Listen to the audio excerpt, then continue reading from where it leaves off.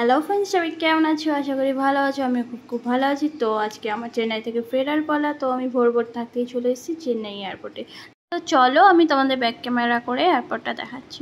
তো আমি এখন দাঁড়িয়ে আছি পার্কিংয়ে। দেখতেই পাচ্ছ এখানে বড় বড় করে লেখা আছে চেন্নাই। আর দেখতেই পাচ্ছ পার্কিংটা কত সুন্দর, যদিও এখন অন্ধকার আছে। একবারে তোমাদের সাথে আলো ফুটলে দেখা হচ্ছে।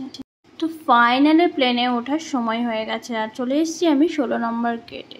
আমার ফ্লাইটটা ছিল অনেকটা দূরে, তাই জন্য এখন বাস দিয়ে দিয়েছি। বাসে করে যেতে হবে এখন প্লেনের কাছে। তো আমি বাসে বসে পড়েছি। তো চলো প্লেনের কাছে যাওয়া যাক আর দেখতে থাকো তোমরা এই বাসের জার্নিটা।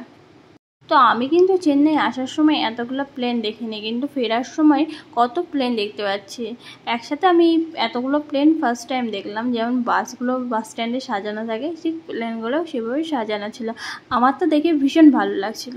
কথা বলতে বলতে ফাইনালি আমি আমার প্লেনের কাছে চলে এসেছি। তো চলো প্লেনে ওঠা যাক, একবারে উঠে দেখা হচ্ছে।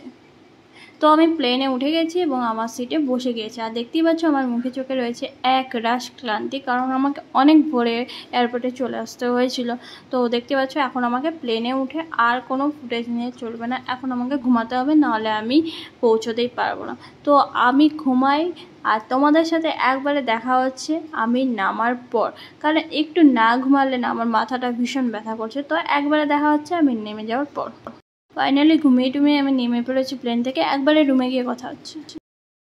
তো আমি 12টার দিকে পৌঁছে গেছি আর আসার পর একটু খেয়ে দিয়ে ঘুমিয়ে পড়েছিলাম। এখন ঘুম থেকে উঠলাম।